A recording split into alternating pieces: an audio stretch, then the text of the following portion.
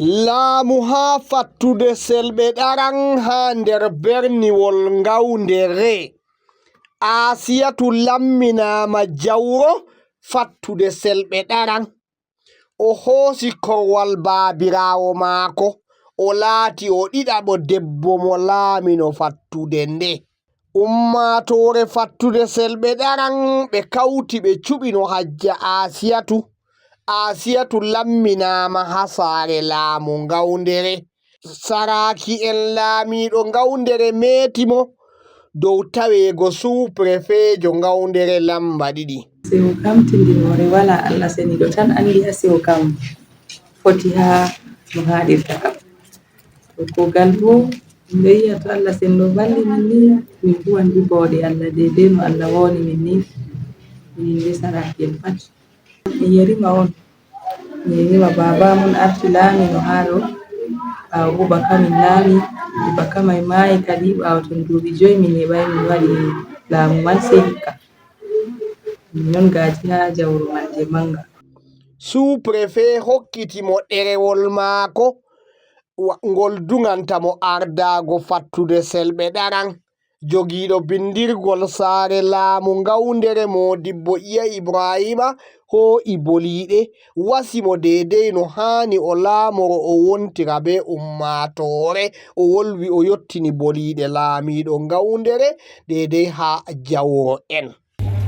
Laamiɗo andi en jawro kulwal o mari o nder laamiɗo o suka laamiɗo giwajo taw buzuni dole ni laamiɗo wi'abateren bo moy fu anda ardiɗo laamiɗo andi en sous-préfet o ardiɗo maako sous-préfet ko préfet ɗo yeeso mum préfet ko gouverneur ɗo yeeso mum moy fu wadde ɗen ko huwata huwa ko nder adilako ɓe nder needi. Asiyatu kala huudoɓe be maako be saraaki'en maako seedi ɓe andirimo wooɗugo hakkiilo, andugo no wontirta be ummaatoore, waawugo ardungal. Ɓe fuu maɓɓe ɓe tabitini o yotti o ardana saare laamu selɓe ɗaran. Dalila man waɗi ɓe kawti bana goɗɗo gooto ɓe cuɓti Asiyatu. Min dari min subtimo, Allah valli min subtimo o laami. To ko mi wiyata mon kam min yetti Allah, min yetti annabijo Allah, min yetti laamiɗo, min yetti sous-préfet, min yetti préfet, min yetti kala mawɓeji man pat. Min seyi be heɓugo jawro, min walano jawro pangan lebbi duuɓi 4 be lebbi 10 Allah hokki amin jawro. Allah min seyi bo Allah ardini jawro, min seyi be abdungal min ngara Allah ardini jawro. Allah wawno jawro bo Allah waɗa o faabani deidei nokkure mako faabal bo nokkure. Adilijo ele forte kanko on foti wona haɗɗo ni man ba ardiɗo ha himɓe pat wala mo neɗɗaku mum nyamata, himɓe pat heɓan bo wona nder neɗɗaku mum. Jawɗo dari candidat o vurtini wato sai min fiɓi mo ni jonta men pat ha wuro ɗo min ɗo se'iɗo noon.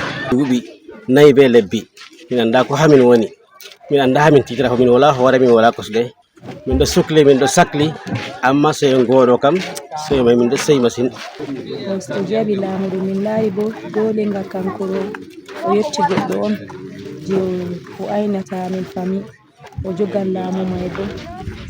Deidei jawro amin min lamini jonta ɗo o roni ɗum on kanko on asili saare ɗo. Nonnon leyol maako e bandiraɓe maako e himɓe fattude seedirimo be wooɗugo hakkiilo e andugo no wontirta be ummaatoore.